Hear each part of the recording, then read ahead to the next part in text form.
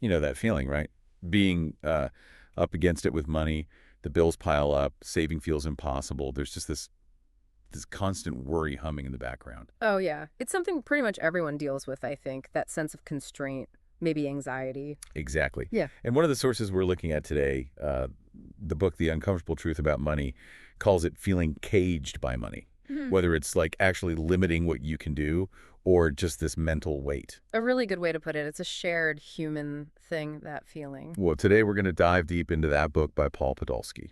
And look, we're not promising any, magic bullets or quick fixes here. Yeah, definitely not. Our goal is really just to unpack the main ideas, the core insights from the book to help you, our listeners, kind of navigate this complicated world of money with maybe a clearer head and hopefully a bit less of that overwhelmed feeling. Exactly. It's about getting past the surface stuff, the usual advice, and really grappling with the emotional side and the practical side of money, and recognizing there are always trade-offs.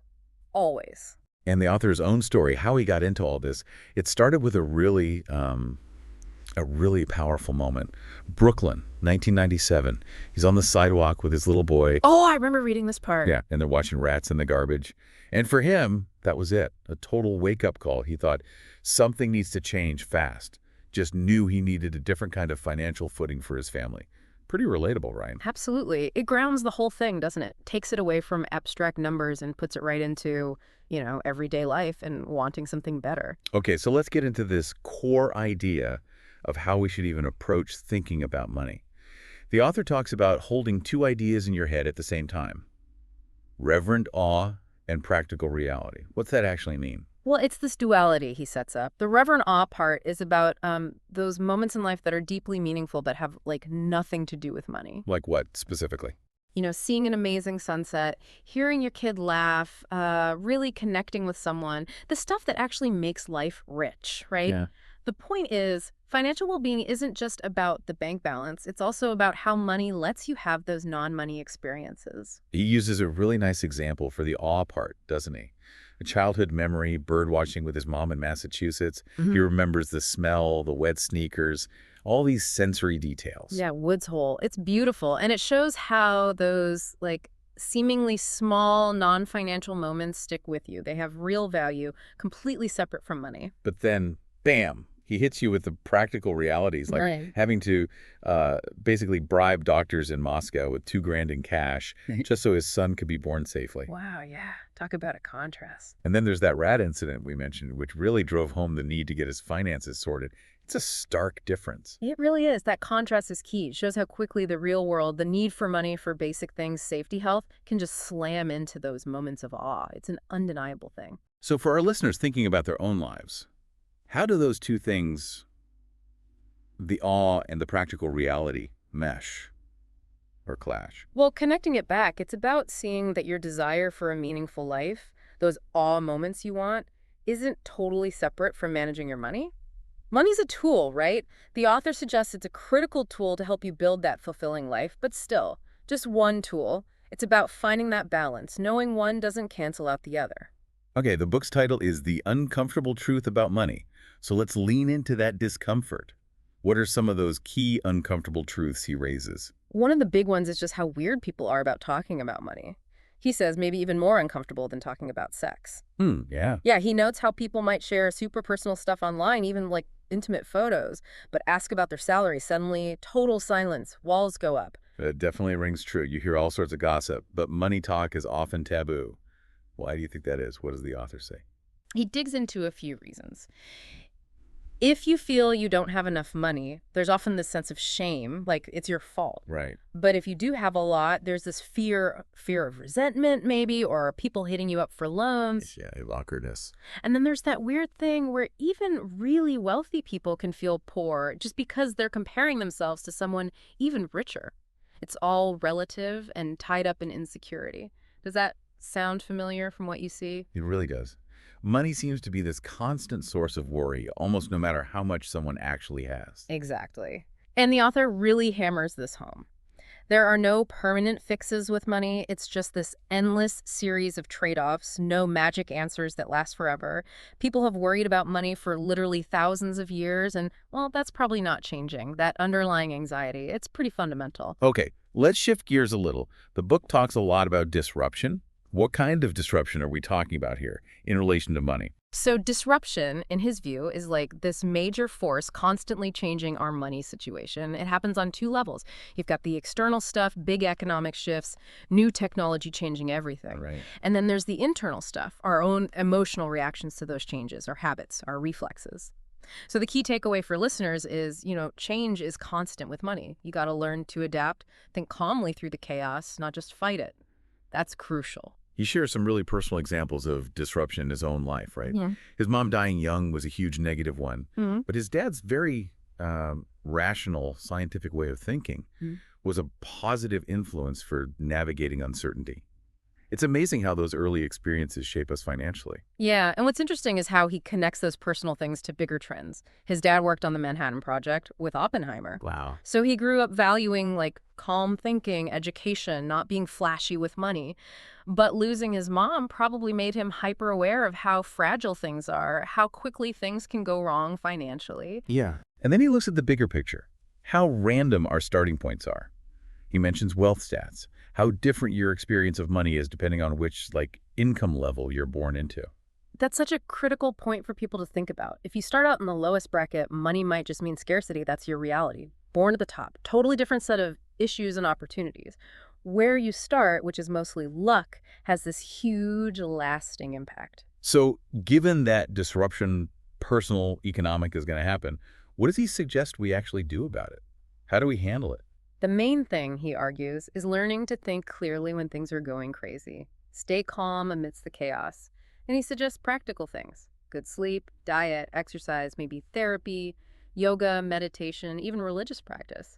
Stuff that trains your mind not to get swept away by panic or fear. Sounds simple, but it takes real work. He also gets into creative destruction, right? Using his experience at the Washington Post, seeing the internet just demolish their classified ad business. That's a perfect example of an industry getting turned upside down. Oh, absolutely. Print media to online.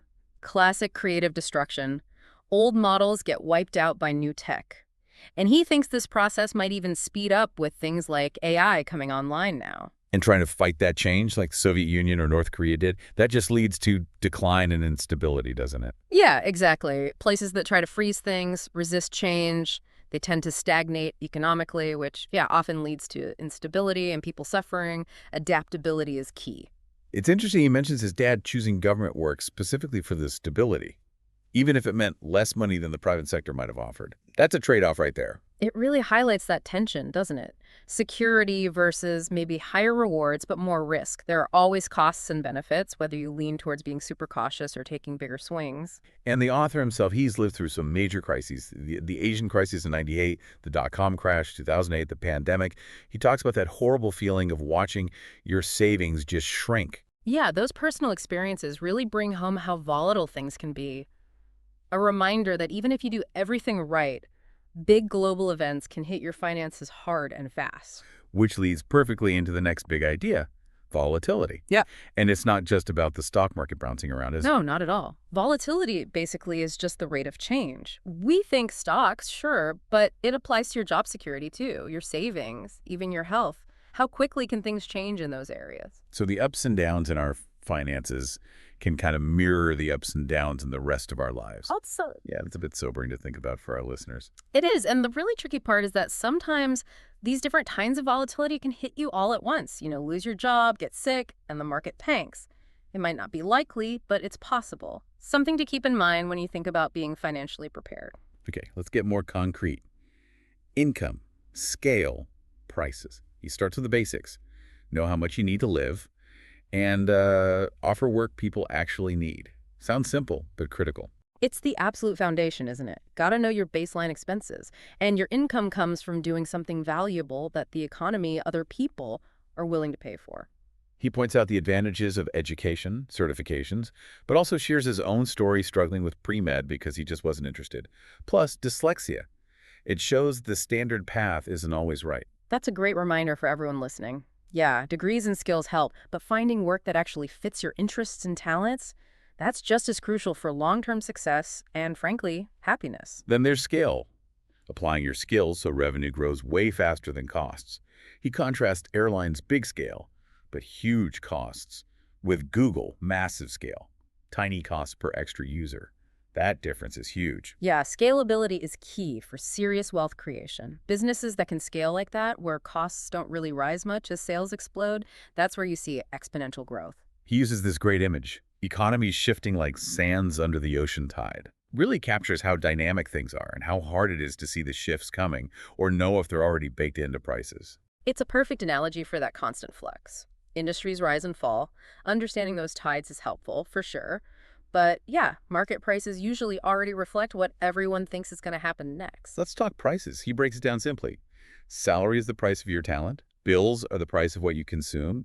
Asset values are today's price on future savings. Yeah, It's all negotiation, right? exactly. Every transaction has a price. Your wages, your groceries, your stocks, and all those prices are constantly being set by supply and demand, by negotiation in the market. He talks about supply and demand being even stronger than regulation sometimes, using that example of needing a plumber on Christmas Eve. You're going to pay a premium. Low supply, high demand for a working toilet. Huh. Yeah, that's a perfect everyday example. When supply and demand are way out of whack, price finds a way, often regardless of rules. Basic economics is powerful stuff. And technology, huge impact on prices. Sending a letter versus email, a telegram versus a text. The cost difference is mind-blowing. Totally. Tech has been this massive deflationary force for so many things, made communication information so much cheaper and accessible for almost everyone compared to just, 20 or 30 years ago. He also touches on the career trade-off. Hmm. High stress, high pay, like a brain surgeon, versus maybe more predictable, lower pay, like a gardener. It highlights the choices involved. Yeah, it really boils down to knowing the deal. Big money often means big pressure, less predictability. Stability might mean less cash. You got to figure out what matches your own priorities, your tolerance for stress and risk. And the big goal, he suggests, is trying to earn at the good end of the price spectrum and pay at the other good end. Sounds great, but probably tough for most people. Well, yeah, that's the ideal, isn't it? Maximize income, minimize spending, takes both earning power and discipline to pull off consistently. Okay, let's tackle this interesting idea he calls castes within industries. He's very clear. This isn't about race or ethnicity, right?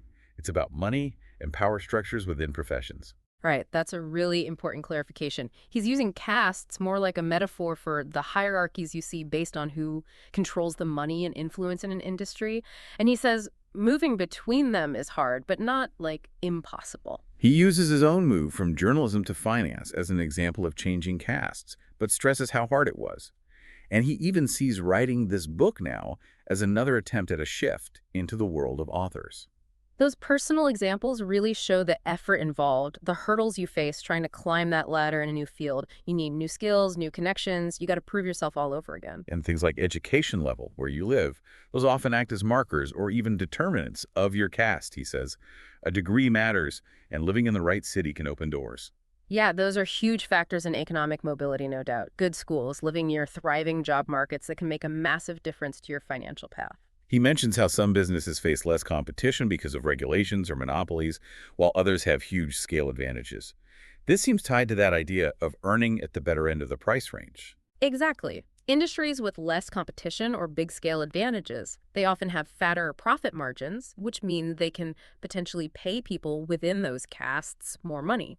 He talks about how he initially misunderstood how bankers made money. He thought it was all about analyzing news, but realized it was more about the seat they had direct access to, the money system, being in the right place. That's a real insider insight, isn't it? Sometimes your earning potential isn't just about how smart or hardworking you are, but about your access to the infrastructure, the network. But even in those high-paying castes like baking, there's a lot of insecurity, right? He mentions frequent firings. Oh, for sure. High rewards often come with high risk, high instability. Job security can be shaky even in fancy, high-paying fields, which just reinforces why you always need that financial cushion, no matter your income. And then there's office politics. People hate talking about it, but it's a real factor in money and careers, isn't it? It's crucial, even if it feels awkward. You gotta understand the power dynamics, the relationships, what the organization actually values if you want to get ahead and ultimately improve your finances. Knowing how to advocate for yourself is often just table stakes. Okay, let's face it. Bad things happen. Errors, unexpected events. The author is really strong on this. Build an emergency fund first, before you even think about investing. Seems like basic common sense, having that buffer. It's absolutely the first line of defense. Gotta have it. A decent emergency fund is your safety net. It lets you handle surprises without wrecking your long-term plans or going into expensive debt. Critical. Which leads right into the idea of a risk-free position. Keeping some money super safe, super liquid, like in short-term treasury bills, just for those unexpected things. A cushion you can count on no matter what. Precisely. That's the money you absolutely cannot afford to lose to market swings. Its only job is stability and peace of mind, knowing the cash is there if you suddenly need it. He tells a pretty grim story about a businessman in Russia, Sergei, who didn't have that risk-free base. Got slammed by COVID, then the Ukraine invasion, and the author ended up losing a big loan he'd made him. Really shows the danger of relying on others, not having your own foundation. Yeah, that's a stark, real-world example of how fast things can go sideways if you're not prepared. Really drives home the need for self-reliance and not just assuming things will be okay or that others will bail you out. He also warns against getting swept up by those super confident, fast-talking types. Says you need to slow them down, really probe their logic. Good advice anywhere, but especially with money. Oh, absolutely. Healthy skepticism is your friend in finance. Don't get charmed by charisma or hype. Always look for the solid reasoning, the evidence, before making a move. But then there's the balance, right? Being too risk-averse means you miss opportunities. He uses that travel analogy. Stay home, you're safe, but you miss seeing the world. That's the constant tension. You got to protect yourself from catastrophic loss, definitely. But being so cautious, you never take any risk. That can hold you back from growth, from experiences that could really enrich your life. It's about finding an informed balance that feels right for you. He talks about taking out a mortgage himself, even though he was nervous, and how owning a home actually changed his whole perspective, made him pay way more attention to house prices, interest rates, all that stuff. It's a big commitment that forces you to learn. That's a great illustration. Taking on big financial responsibilities forces you to engage, doesn't it? Turns abstract concepts into very real, day-to-day concerns. And it brings up that classic debate, buying versus renting and opportunity cost. What else could you do with all that money tied up in a down payment and mortgage? Yeah, that's a huge decision. Lots of factors. Owning has its costs and benefits. You got to weigh those carefully against what you might earn investing that capital elsewhere. Let's get fundamental. Where does money actually come from? The author says primarily the central bank, through printing money, and that has a huge effect on us all.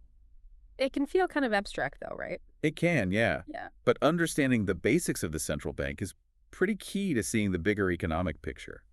Their decisions on the money supply affect interest rates, inflation, how the whole economy runs. He uses that fun Wizard of Oz metaphor. Oz for ounce, yellow brick road for the gold standard, silver shoes for bimetallism to make it more vivid. Clever way to hint at those old monetary debates. It's really effective. Connects complex thing to a story everyone knows. Shows these arguments about what money is have a long history. And he explains how the Fed prints money today, mostly electronically, adding zeros on spreadsheets, buying bonds from banks. It's not literally printing presses running wild most of the time. That's a really important point. Modern money creation is mainly digital. The central bank just credits commercial banks' accounts electronically. And he mentions the historical blunder of tight money during the 1929 crash. Shows how central bank policies can have massive, long-lasting effects, good or bad. That history lesson is a powerful reminder of the balancing act they face. Too tight, you can choke the economy. Too loose, you risk runaway inflation. It's incredibly tricky. Credit, he says, is the second source of money, like an echo of the central bank's printing. How does that work exactly? Well, when people, companies, governments borrow credit cards, mortgages, loans, bonds, that creates new credit, new purchasing power in the economy. And how much credit gets created is heavily influenced by the central bank's policies and the interest rates they set. And setting interest rates, that creates this constant tension between generations, right? Savers, often older, want higher rates. Borrowers, often younger, want lower rates. Yeah, that's always there in policy debates. Higher rates are good for savers living off interest, but make it more expensive for young people or businesses to borrow for houses, cars, or expansion. Okay, let's get to the nuts and bolts of saving and investing. Cash, stocks, bonds, real estate, the main building blocks, basically. Exactly. Those are the core asset classes people use to store and grow wealth. Each has different potential returns, different risks, different levels of liquidity, how easily you can turn it back into cash. He explains how asset prices reflect future expectations, discounting. When you buy something, you're essentially betting on the future. Like Buying concert tickets way in advance the price today reflects what people think they'll be worth later. That forward-looking aspect is absolutely crucial. Investors are always trying to guess what's coming next for the economy for specific companies. Your concert ticket analogy, that nails it. He gives a quick rundown. Stocks are ownership, value tied to earnings, PE ratios matter, bonds are loans, fixed payments, yield is key, and they move opposite to interest rates. It's a good investing 101 primer. Absolutely essential stuff. Understanding the basic difference owning versus lending is fundamental to making smart investment choices. He also quickly mentions commodities, raw materials like oil, gold, traded via futures reflect basic needs in currencies. The price of swapping cash between countries adds more layers. Yep. Important asset classes, often driven by different things than stocks and bonds. Commodities can sometimes hedge inflation. Currency shifts affect international investments. And he says real estate, especially rental property, can be thought of like a bond rent is the yield. The property is the principal. Interesting way to frame it. It can be helpful, yeah. Thinking of it like a bond highlights the income stream and its sensitivity to interest rates, just like regular bonds. Then the portfolio, just your collection of assets. Right. And diversification is key, right? Spreading money around to minimize losses in one area, benefit from compounding over time. Oh, absolutely. Diversification is rule number one for smart investing. Holding different things that don't all move together reduces the overall bumps in the road, improves your chances of steady long-term growth. He cautions against the old 60-40 stock-bond split, saying stocks are often too volatile for that simple mix, and mentions the all-weather portfolio as a way to diversify better across different economic climates, growth, inflation, etc., trying to build resilience. Yeah, the all-weather approach is designed to do okay no matter what the economy's doing. By holding assets that tend to do well in different scenarios, it's a more sophisticated way to diversify than just stocks and bonds. He also touches on value investing, finding cheap companies with moats, versus growth investing, chasing rapid earnings growth. Notes the risks in both. The need to know market history. No single best way. Right. Different styles work at different times for different people. It depends on your goals, risk tolerance, time horizon. Value looks for bargains. Growth looks for speed. Understanding that difference is important. And finally, he outlines a personal investment process. Figure out what the opportunity is compared to your mental model, weigh the risk-reward, and then track it. A methodical approach. That kind of disciplined process helps avoid emotional, impulsive decisions. And tracking lets you see if things are working out as you expected and make changes if needed. Very sensible. And he ends that bit saying market panics can be buying opportunities, fade the decline. A reminder to try and stay cool when everyone else is freaking out, maybe see drops as a chance to buy good stuff cheaper. That contrarian view can be really valuable. Sell-offs feel bad, but yeah, they can be chances to buy quality assets at a discount, especially if you have a long-term view. Okay, moving towards the end here. Retirement, the bigger picture. He gives a simple formula for figuring out when you can stop working. Saved money divided by years left to live needs to be more than your annual spending. He stresses using a realistic lifespan calculator, too. Very practical. It's a clear, if maybe a bit simplified, way to frame financial independence. Shows how savings, lifespan, and spending all interact. Good starting point for thinking about retirement numbers. He also notes the deep survival instinct we have to keep earning, keep cash flow positive, even if we technically have enough saved to live on. That drive seems strong. Very common. Even people with plenty often keep working or doing something that brings in money. It's about purpose, stay engaged, maybe just the satisfaction of earning. And crucially, he says, health is wealth. Talks about controlling what you can. Sleep, exercise, diet, social connections, a huge reminder that money isn't everything if your health goes. Absolutely. Health is your most valuable asset, really. Investing in it pays off hugely long-term, not just in quality of life, but potentially financially, too, by lowering healthcare costs, maybe letting you work longer if you want. He warns against blindly following money sages, and I think that's such an important point for listeners. There's so much advice out there, you have to learn to think for yourself. Totally agree. No guru has all the answers. The best thing is to educate yourself, understand the principles, and develop your own informed view based on your own situation. He looks back at his own journey, from the bottom wealth bracket to the top, and how his understanding of money, his feelings about it, changed so much over time. Shows it's a lifelong learning curve. His story really highlights how dynamic our relationship with money is. It changes with our circumstances, our age, our experiences of gain and loss. He shares those personal stories, underestimating living costs in college, thanks to his dad, the Ruch Motel in Moscow, getting a surprise bonus that just showed how broke he actually was at the time. Makes it all feel more human. Yeah, those relatable moments make the whole intimidating world of finance feel a bit more real, more understandable for people listening. He talks about diminishing returns with huge wealth, comparing it to Olympic athletes needing massive effort for tiny gains. Makes you think about what enough really is for you. That perspective pushes you to reflect, doesn't it? At what point does more money start making you happier or your life significantly better? Defining your own enough is crucial. He touches on health. Some things are out of our control, like genes, but focusing on the controllable factors diet, exercise can massively cut disease risk. Focus on what you can influence. Right. Taking charge of your health choices is empowering. It can have a huge impact on your quality of life and how long you live, much more than worrying about things you can't change. He mentions a shift around age 50, starting to think about months left to live, focusing more on health, being present, a powerful reminder that time is finite. That's a common turning point, I think. Priorities often shift towards well-being, relationships, appreciating the non-material stuff as time feels more precious. And he explains why he left a high-stress, high-paying hedge fund job. He called it Sniper's Alley, basically to reduce stress and live more authentically. A real example of choosing well-being over just money. That really drives home the point that true wealth is way more than just dollars. It's mental health, emotional health, purpose, quality of life. He wraps up by saying the whole point of money is to let you experience the world more fully, not be this source of constant stress. He encourages listeners to find their own depth with money. Aim for a healthy perspective. Ultimately, yeah.